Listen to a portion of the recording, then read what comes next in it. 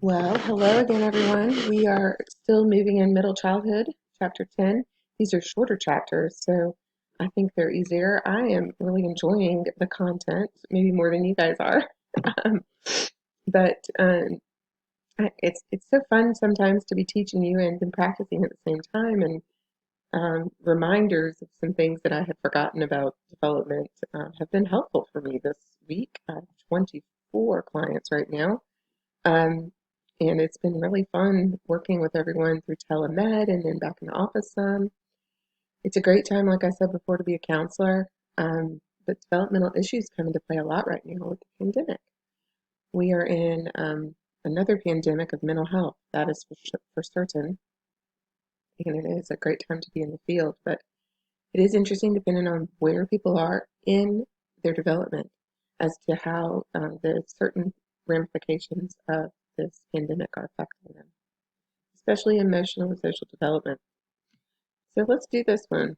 Let's move on. Emotional developments first. Good old Freud and Erickson. I will tell you, you need to know these backwards and forwards. If I say it once, I say it 100 times. You need to know Freud's psychosexual stages. You need to be able to compare and contrast it with Erickson's. You need to know every stage of development for Erickson. And you need to know it inside and out. There will be a million questions about this. Correct me if I'm wrong. But let's talk about Freud. Freud did not think much was going on in middle childhood. They've reached the latency stage. That name kind of gives it away. He thought there was too much going on. They had shifted from a big energy, the libido, through the earlier stages. And now the id and the ego and the superego are apparently complete, which we could probably argue about for a while. And all the energy now is going to non-sexual developmental tasks versus earlier where they were more sexualized, right? Where there were different sources of pleasure earlier in the stage. Freud and Erikson did agree that stages of development were important. Although Erikson did differ very much because he focused more on the social development, um, more social than sexual. For Erikson, it's also focused on the social, the community, the peers, the schools, etc. An acquisition of skills to make sure that you become industrious, right, and not inferior. And when you're seeing children in this age range, you can see this. And I can tell you, this is Erickson's stages of development. I have never not used that in my whole career. No matter what theory I've used, how advanced I've gotten in EMDR, I'm doing a new therapy. You can tell I'm awake and have my coffee this morning because I'm a lot more chipper than I was the other night when I was doing this. But I'm doing this new thing called intensive trauma therapy, and it's really EMDR for retreats. You can come and see me for 1 or 2 days. And I started doing this a couple of weeks ago, and it's been phenomenal. So that's something new that I'm trying. But all the while, every time, just about, I've met with someone over the summer, these stages of development are something I've talked about. I have a list of them in my office. I often pull it out. People don't know about this if they're not in our field or they're not in education. They often don't know, and it makes a lot of sense. It helps normalize what people are going through, and then going back, you can see like when there was a crisis and it wasn't resolved. So I think um, I do not use Freud's psychosexual stages a lot. So anyway, in this stage, you want children to become industrious. You don't want them to become inferior. And children have to have opportunities to become industrious through school, with friends, and if they're shamed all the time and they're not given that opportunity, then they begin to believe they are inferior. And so when you see adults coming in who think they're inferior, sometimes going back and looking to see what happened in this 6 to 11 age bracket is really powerful to find out where it started. All right, developing a self-concept. So really important through industry versus inferiority in that developing of the self-concept. How do you believe what you believe about yourself? How do you view yourself? And how do you evaluate yourself? How do you perceive yourself? And this is something we work on in grad school, right? Um, how to assess what's going on inside. How do you feel about who you are? And if you feel industrious and feel good about yourself, then that helps you move to the next stage.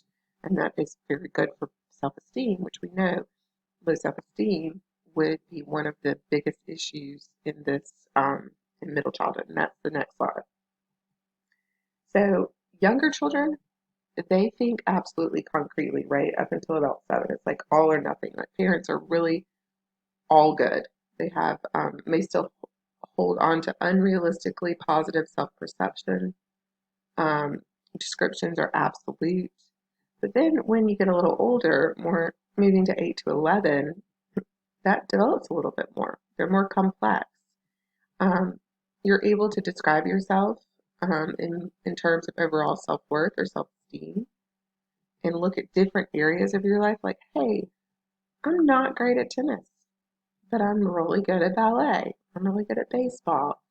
Um, but they look in different domains and it's more complex comprehension of self.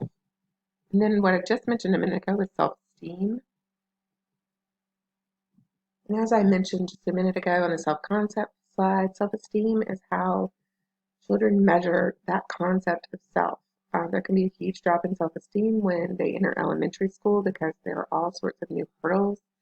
Um, in school, it's very different. It's structured. There's a lot of social challenges. The academics may be different or rigorous. They may have never been in school, may have been in a very different type of preschool. I'm actually concerned about this for Gray. He's going from Montessori to regular school. We've been working with him all summer on more traditional type of work that you would see in school. We've been talking about sitting in a little seat and then you have to stay in your seat. You don't get to get your mat. So we're trying to get him prepped so maybe he won't have such a low drop in self-esteem. I'm going to find it hard to believe that he will have a drop in self-esteem. If any of you have met my son. But anyway, as children, then children grow and develop and they start to be able to evaluate. They're not as egocentric and they're starting to compare themselves to others and look at who they are. And if they have a really positive view of themselves, then their tendency is to have a lot of accomplishment. If they have a negative view, um, they're not going to continue to go and try to find out or seek good choices or get involved in activities and things like that. And disturbances, the most important thing is that disturbances in self-esteem place children at risk for a number of psychological disorders. If you go back to early childhood and you think about the brain and trauma, and you understand that how important it is to help children have a positive view of themselves, you see how this can come into play here and how devastating it can be for children. I do not think I have coronavirus, by the way. All right. See, I just do that so you guys are paying attention because I'm trying to make these somewhat fun to listen to because they are kind of boring, but kind of not. These concepts are awesome, and especially if you're going to work with children, but even not because you'll need to look back and see what happened in the adult lifespan. So, all right, emotional intelligence. We throw this term emotional intelligence around all the time, especially in marriage. So, emotional intelligence is your ability to process information and to understand how your um, behaviors impacting others and understand others' emotions. Um, Young children are not able to do this because they're very superficial, but when you get into middle childhood, you can see more empathy and appreciation of others, boundaries, etc. A sign of emotional intelligence is also emotional regulation. We talked about this earlier. And we talked about how when certain things are not done, like rocking and etc., then those children do not develop the part of their brain that helps them emotionally regulate. And in the Body Keeps the Score book, it talks about this a lot. There's a ton of research to back this up. But you see that these children are not able to regulate. And then it's compounded by the multiple interactions with school and home where they're in trouble for being unable to do that and they actually physically can't. And I think sometimes my conversation with the teachers and principals and et cetera, when I call these people to advocate for my client, I explain that to them that this child didn't get what they needed to be able to emotionally regulate. And they don't actually have that part of their brain. Now they can grow it and we're working on how to do that, but they cannot do what you want them to do. And so I have to teach them ways to help the child calm down, which are just like what you would think. We give a list of coping mechanisms different things the child can do that they pick. Um, and we share it with everyone so everyone can remind the child to try those things. And it often works. Sometimes it doesn't work. Depends on how bad the situation is. But children begin to be able to learn to do this at this point. When should they express? When should they hide? When should they hold it together to get home to tell mom about it, etc. And not freak out and yell in the classroom, but come home and tell your parents and talk it out, right? Because sometimes you guys want to scream and yell and you don't. Okay. Ooh, now we're going to get to talk about ADHD. My soapbox, my big soapbox. Attention deficit hyperactivity disorder. You already know. You know how Dr. Veal feels, but I do not begrudge you your feelings. So you write all you want. I like to have some controversy on the forums, but we know that executive function is affected in ADHD. Often there's trouble paying attention, rule following, not able to stop themselves from talking, lack of motivation, self awareness. It's estimated 7% of children ages 6 to 11 have been diagnosed with ADHD. That's a lot. And it's far more than that, I think. Without intervention, children with ADHD may be at risk for poor school performance, but it also could be so many other things, and that your textbook does say that. And children with ADHD may be at risk of developing oppositional defiant disorder and conduct disorder. 2 more disorders that I have a very difficult time with. Very difficult time with those. I think they label children, and to my knowledge, most of those children are low SES that get that diagnosis, and they're also trauma. They're victims of trauma. So, which came first, the chicken or the egg? Well, let's get to a forum. You probably could guess this if you already read the chapter, but on page 233, I am excited about my friend here, Dr. Richard Saul. He says ADHD does not exist. I'm not going to go that far as Dr. Saul, but I do like what he says here, and I'm not going to read it to you. But I want to know what you think about it. I want you to know what you think about Dr. Saul, his controversial book, where he says ADHD does not exist. I think he has some good points here. He is a researcher clinician who specializes in pediatrics, behavioral neurology, and he contends that traits, behaviors, and difficulties that are grouped together to describe ADHD are just that, a group of symptoms, not a condition or disorder. You do get labeled. It can be isolating, and there's a lot of trauma. I've done a lot of EMDR with people who have ADHD diagnosis and have to take their medicine. They feel like they're sick, and there's something wrong with them. That's their cognition, and it sticks with them. So there's a lot to this. I do believe that ADHD is real. We have 2 types. You can have the attention issue, you can have the hyperactivity, you can have it together. Some people just have the inattention and not the hyperactivity. So I want to know what you think. So that's your forum response for chapter 10. It's on the top of page 233 on the Think About It box in 10.1. Okay, oppositional defiant disorder and conduct disorder. And I got to tell you, you got a child doing this stuff, something's wrong at home, period.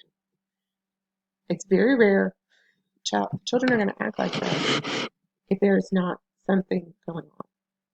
Hostile, negative behavior directed toward adults, conduct disorder, which is more problematic than ODD, right?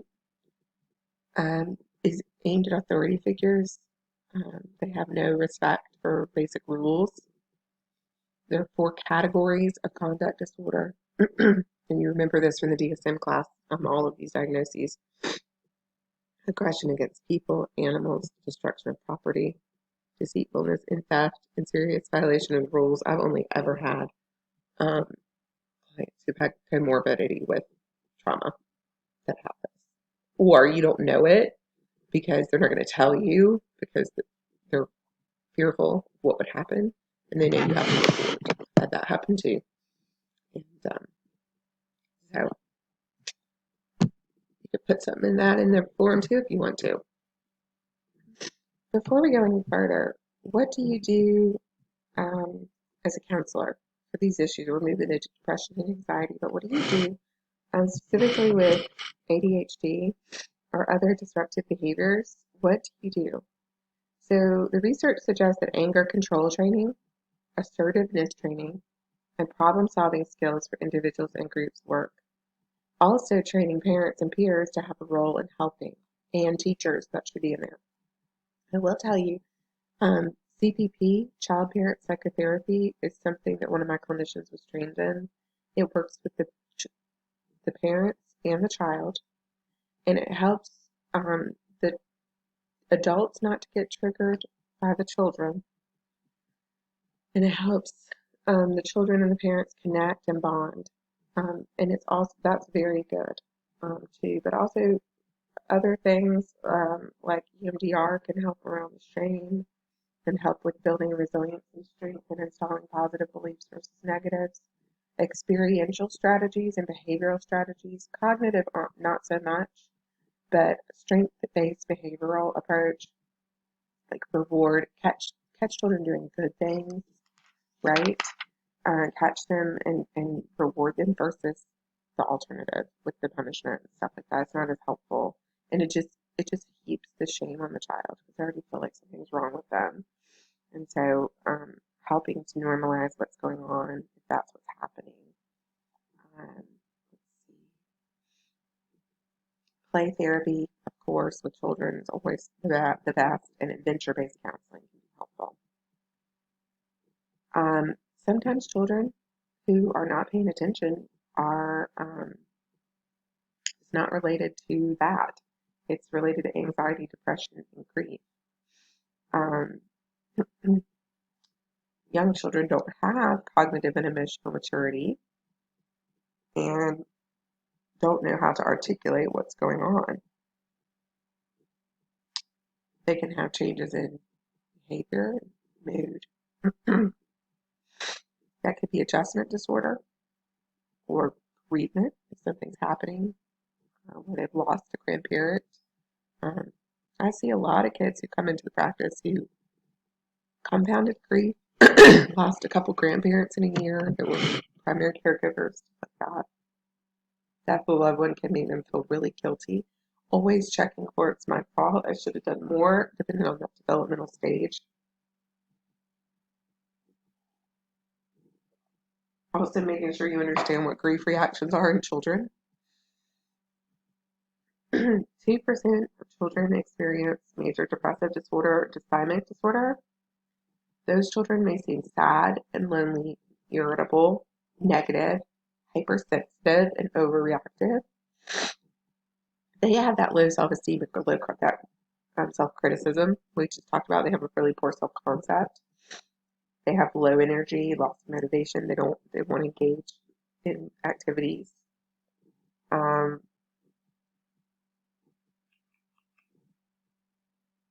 It's generally thought that depression is a result of course, environment and biological factors. So in an intake, it's important to have a really good family history. You may get that from mom or dad. The way that I work with kids, I've shared it with you guys.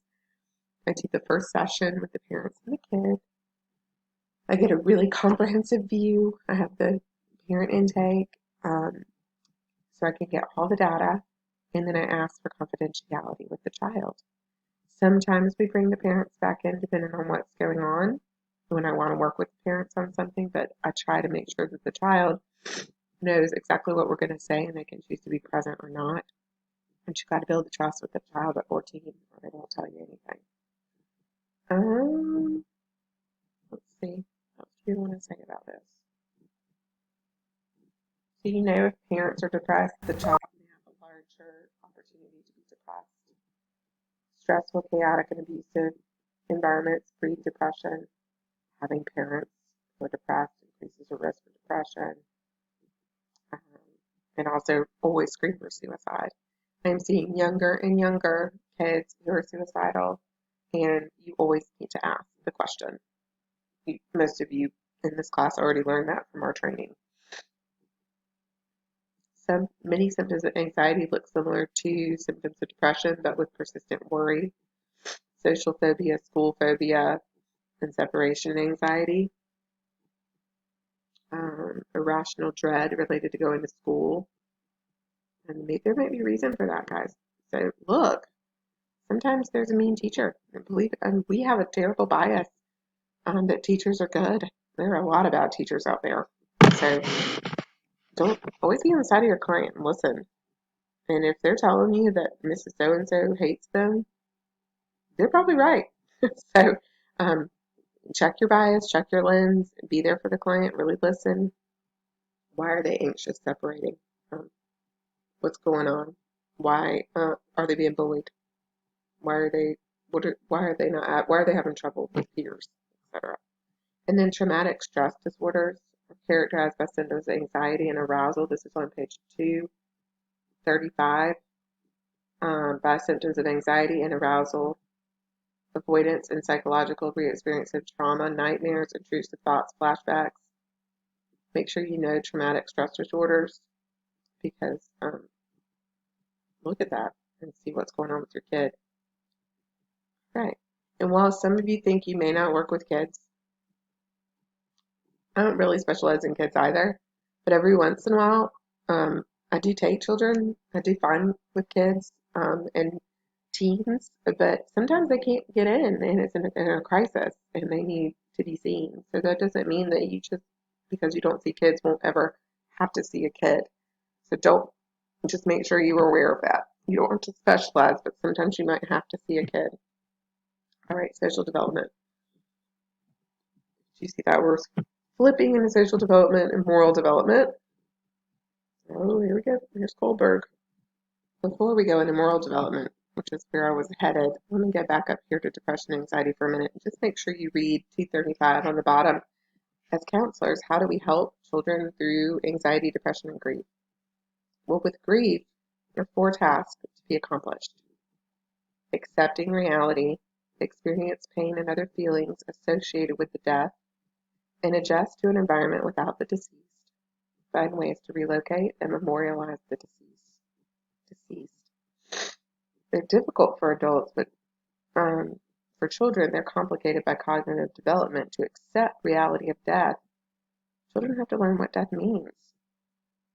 They have to understand what it is. You have to have conversations, books, play therapy, etc., to help them understand those concepts.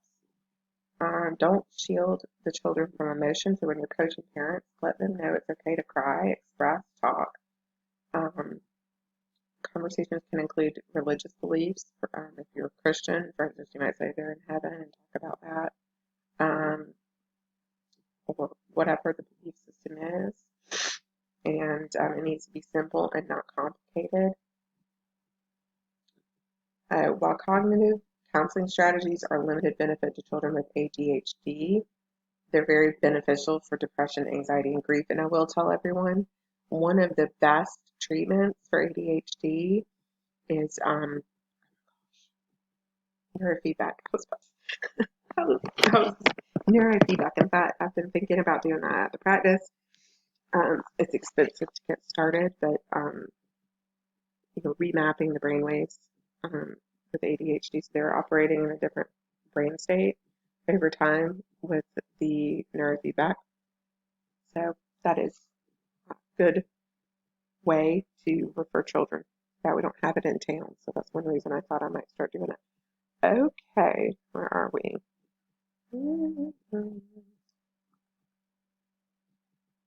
Social training, play therapy for anxious children. Play therapy is treatment of choice. Play therapy, play therapy. You can become a certified play therapist. There's a good case example on 10.1 of Where is Heaven, talking about these concepts. Okay, really important stuff, so make sure you read that because this really pertains to what we do, right? All right, moral development. By middle childhood, children are able to think about rules and their purpose. They can see perspectives other than their own, such as caring, fairness, and justice. We talked about George Floyd with Helen, and she made a sign. She was ready to go protest. So now Gray is not really understand yet because he's 5 and she's 9, almost 10. So you see that she got angry and internalized that, and it it lit a fire in her to want to do something. It's really cool. So her development's very different. Um, Children in early childhood tend to make moral decisions based on obedience and avoidance of punishment, but they consider others later on at their own like level of morality um, as they grow. Empathy, of course, begins. That helps to make decisions. Um, Anything else I want to say about Kohlberg?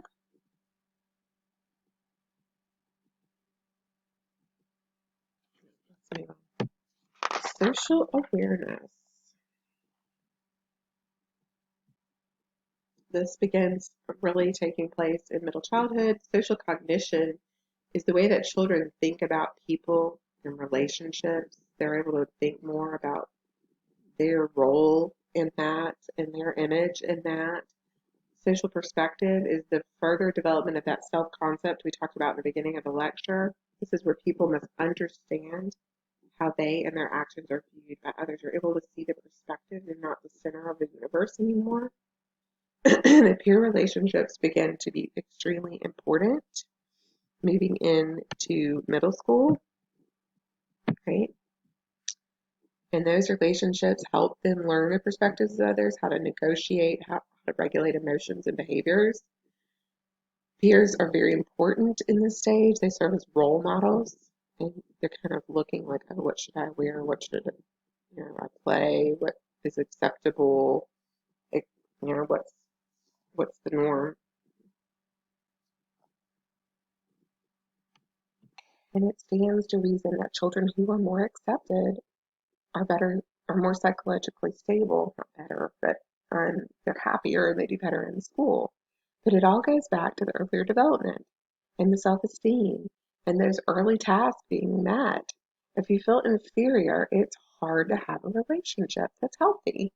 You've got to feel industrious. You've got to feel good about who you are to be able to put yourself out there and stand up for yourself. And you got to be empathetic. Um, and where's that coming from? The influence in the home and other things that are happening. So lots of empathy for those children who are not accepted and knowing that something is probably going on that's making them be rejected from the group. Um, so, and I work a lot with Helen to make sure she does not reject and neglect others based on behavior. So she just, I mean, being kind, etc. Um, because I'm a therapist. See how that works out in middle school. Y'all stay tuned. Oh, y'all won't be with me anymore when she's in middle school. And that's sad. Okay. All right, and then we have the neglected. So you've got the accepted group, and you've got the neglected group. These are children who are another group of children who are very deficient in social skills. Um, the neglected children. Did I say rejected? No, that was neglected. We're rejected. These children are identified as neither liked or disliked by peers. They're quiet, anxious, and associated with one or two friends. In contrast to neglected children, controversial children are strongly liked or disliked. These children do possess social skills and the ability to impress and attract. They are perceived both positively and negatively of their charisma and their tendency to be troublemakers in class clowns. Helen has a friend like this, and it's very interesting to watch. Rejected have poor social skills and distractible and impulsive. I'm sure they're glad that they're always in my lectures, right? And we already touched on this, but social exclusion, um, this is tough, right? The in and the out group, and those who are really shy or anxious or who are aggressive and predatory, they are not in the group. They don't belong. They can't find a place. And that exacerbates the problem as they continue to grow. And a lot of that stuff is fixable. As you, as a therapist, to help them with coping mechanisms, you can help them. You can actually reactivate that part of the brain through the work that you do with emotional regulation and confidence. If they feel confident and they can regulate emotions and they're aware of their impact on others, they can start to change everything. A few activities, a few things to get them feeling better about themselves. And it's powerful, the role that you play. I mean, I know a lot of times we say that it's all the client, and it is all the client to some degree, but you have a lot of directing to do. You're like the conductor in an orchestra, and you have the ability to introduce things that can help this child change that trajectory for their life, which is really powerful to me. So, friends are important. The Selman's theory of friendship development during early elementary years, friendships appear to be unilateral. Friendships of children in middle childhood are more reciprocal and involve consistent perspective taking. Friends are usually chosen by similarity in age, gender, and race. And we as parents can work on that. I know that we do, in that inviting children of another race to parties and things such as that. Making sure that we as parents are doing a better job to broaden that here early on in their childhood so that they have a different lens. So hopefully we can move toward changing that. And I think we are. I do see a lot of progress in this early childhood. Um, when I'm around elementary school right now, and she's in a diverse school, so I see that. And then by middle childhood, children are able to identify their friends as best friends, good friends, or casual friends. It's kind of funny. A lot of times everyone's their best friend, right? They're my best friend. They're my best friend. It's cute. But pro-social and antisocial behavior. We know what this is. Pro-social is obviously positive, and it feeds and enriches interactions. Pro-social behavior, you're more accepted. And then rejected children, they're more likely to have antisocial behavior. So there's two types of aggressive children: proactive aggression, which is deliberate aggression to obtain the desired goal through coercion, or reactive, unintentional reacting to others. It's important that you know the difference, that you can ascertain what is happening, because these are children you'll get, especially if you work with children, right? Because the first thing the school counselor is going to do is say, I can't, school counselors don't have the time to deal with stuff like this, so you get the referral in the community. Um, and you're the one that has to figure out what is going on. Are they being bullied, and why are they being bullied? Are they reacting to protect themselves? Are they learning this at home? Are they trying to get attention? Are they trying to get a need met? You know, you have to figure that out. Bullying is so bad. I tell you, every client, every adult client that I have right now, just about, when we float back to the earliest memories, there's so much bullying, and they've got this belief that they're worthless and no good, and they're 50 years old. They're coming to me, and it matters because it has influenced their whole life. You don't go back and deal with it. I mean, and not just with EMDR, but any therapy, you can go back and talk about it. It sent them a message, and that message is encoded in their brain. But it's so bad, and you've got to look for it. I would say 50% of the cases that you get, this is going to be it. Um, it can be aggressive, deliberate. It can be really awful in different ways. I'm not going to tell you. One of the ones I heard a couple of weeks ago just made me. She's an adult, but what happened to her in high school? It made me physically nauseous to hear what happened to her and how everyone um, turned on her and spread rumors about her about something that was really um, not innocent, but it was not that big of a deal. But everybody turned on her. It's just awful. That's a high schooler, but anyway, she's an adult now. But just it's it can be so awful. Girls bullying can be worse sometimes, I think, because of the verbal assaults and ridicule. Both bullies and victims um, tend to be, that's not true. I don't believe that one for a bit. I've got tons of people who are being bullied or who've been bullied who don't lack social skills or are not rejected by peers. So I'm not agreeing with that at all. I've seen all sorts. It doesn't matter. Sometimes somebody becomes a target because they are popular, if that makes sense. But a lot of them are children who are anxious, withdrawn, and can't set boundaries. Empathy is a key factor of prosocial and antisocial behavior. We're almost done, guys. Are you excited? Social influences, sports, and screen time. Oh, we talked about this. So many kids are interacting socially right now with video games, and it can have positive and negative effects. But the more hours they spend watching television, they're not going to get enough sleep or outdoor play or non-video play, and we know that correlation is really, really important.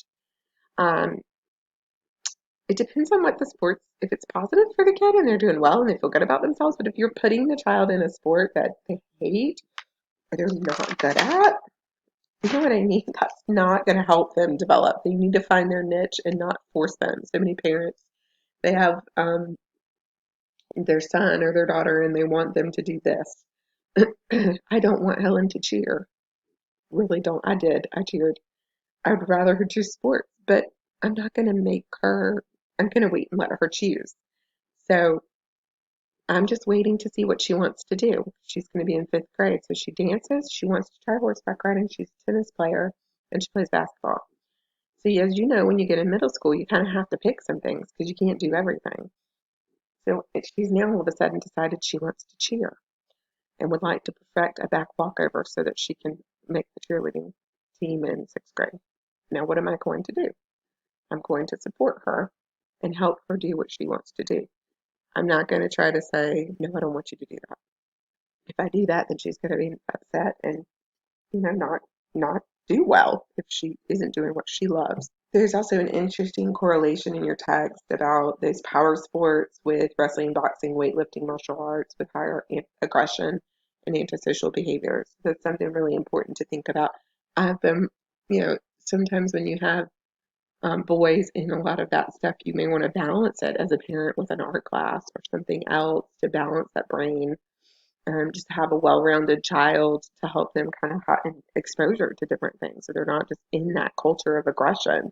You're giving them some other stuff, so if that makes sense. Okay. And if it doesn't, would I know? Email me if it doesn't. This is an interesting way to teach, isn't it? But I hope you guys are getting a lot out of it. It looks like you are based on your quiz grades and your form responses. I'm really proud of you guys. Family plays such an important role in all of these things. Um, that authoritative parenting style, that's the one for good attachment, is ideal. How well children adapt and adjust to divorce seems to be determined by the balance of risk and protective factors. Divorce is hard no matter what. Children always think it's their fault. These reflection questions I also always like you to consider. How would you counsel students in each of these areas if you had children whose parents have divorced? Which protective factors and risk factors seem to be most important for children who are dealing with a divorce?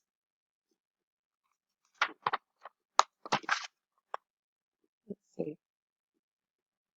Is that in here? That's really important.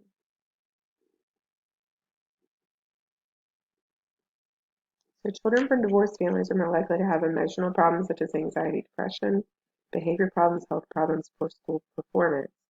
Many children do well during parental separation and continue to do well after divorce. Many children have difficulty at first but adjust well later.